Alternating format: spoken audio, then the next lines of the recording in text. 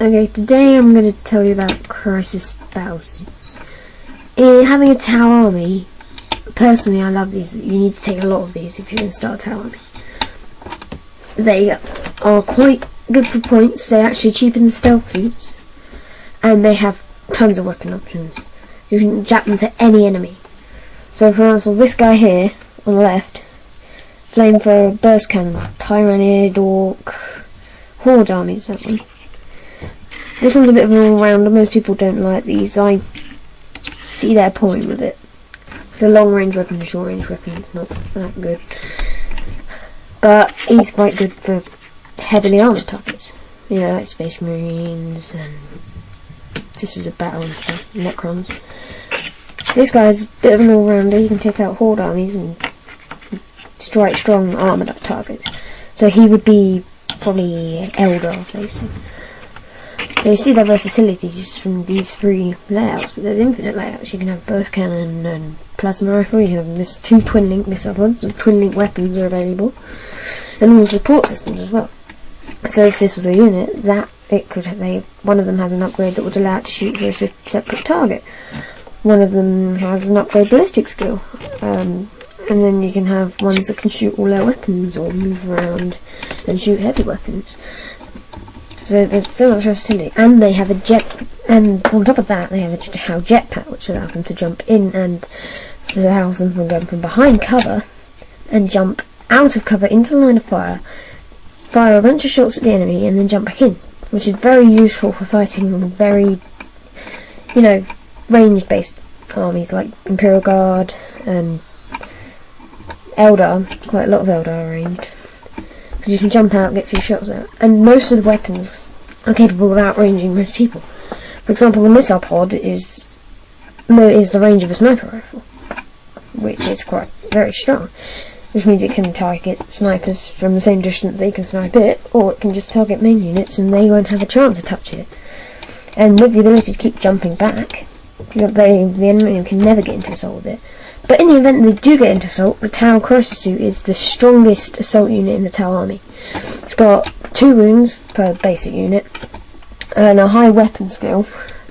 So, well, for Tau, high weapon skill, and very good strength 5. So it will be wounding most basic soldiers on 2s, and toughness 4, which means it will be able to shrug off most shots and close combat hits quite easily. Plus it has quite a good initiative for Tau. The highest initiative units are Crute Hounds, but I'll go into Crute in a later video. But I like to take a lot of these guys, and when it comes to commanders, because the battlesuit will be your main commander, I usually take someone like this because he's quite versatile. He's got burst cannon, got 3 shots at the enemy, strength 5, AP 5, good against hordes, and missile pod, strength 7, AP 3 I believe. So that's good against quite armoured targets. So I would take him, and I would look in the army list, realise that they can take special issue systems and stuff, and select from the war gear. So I'd pack him with as much war gear as I could possibly fit into him in the army list. Commander's a big choice for me. I'll get as many troops as possible, leaving a lot of leeway to get a broadside, because I always put a broadside in, and a heavily upgraded commander. So my previous army, I had 3 squads of fire warriors, this guy, with loads of upgrades. I think I've got the list around here.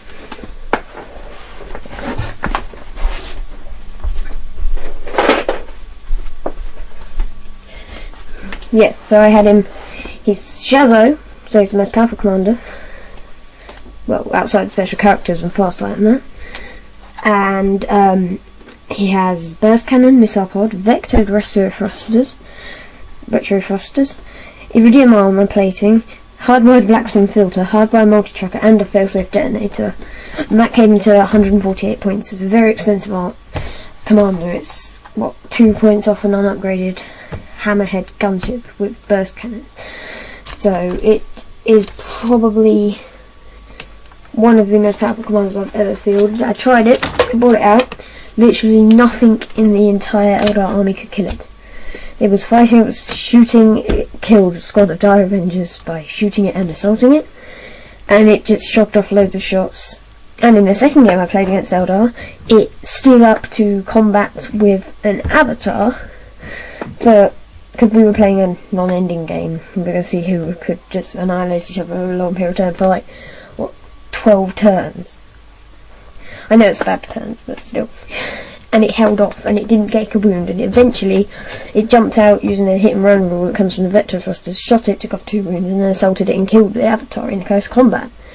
It took 1 wound of the whole combat. So that's how effective these guys are when they're fully upgraded. They can take out one of the most powerful close combat units, debatably, in the Eldar army. So that's the versatility of these guys. The other ability is to take them in units and take command of bodyguards. This will make them targetable by enemies and make them, because if they're independent characters, they can join other units and then they can take more casualties. So if they join a 12-man fire squad, that gives them basically 12 wounds. 12 additional wounds, actually. So it'll give them 16 wounds before, well, 12 wounds before he starts taking damage and 16 wounds in total. But they're easy to kill. And if you equip them with a bodyguard, that makes them a valid unit to be targeted. But the bodyguards are very useful, especially if you take them with drones. Because those drones can give them extra wounds. So if you take command on the drones, and both 2 bodyguards with drones, then you can see that you'll get 6 extra wounds. Plus the wounds of the bodyguards, so you'll get a massive amount of wounds. Considering the toughness of the bodyguards, considering they're both crisis battle suits, it'll be a long time before your commander starts getting hurt. So all in all, battle suits are very useful, especially crisis suits. Stealth scenes, I don't normally take them. They're not that effective. I don't find the night fighting rule that effective on the small games I play, because I usually play them on small tables. So it doesn't really show much effect. And considering Eldar with all their guide doom and psychic powers of destruction, I can't really take them out. So that was a video on crisis tactics. Hope it helps. And if you don't like versatility, try taking, and you want a ranged unit that's very long range, try taking twin link missile pods, because that gives you very strong, good AP shots for a very long range that can take out space marines from very far away and can jump back into cover. So that's a very useful tactic. And I also found out that you don't have to take a support system, you can take 3 weapon systems. So you can take a twin link missile pod and a burst cannon if you wanted to go up close. So, but you'll have to, but I advise definitely if you get to read the codex first before you start buying crisis suits wildly. And don't fall for the quick, I want a hammerhead, quick put it in 500 point games, quick kill everyone. It does kill everyone, but it ruins the fun of the game, and also it's probably better actually to get a commander who's really well upgraded, because he can survive basically anything. And one lucky shot from an Eldar missile launcher can't blow it up, like I found out in so many games with the hammerhead. So that was the video, and hope it helps. Good luck with your Tau army and fighting for the greater good and that.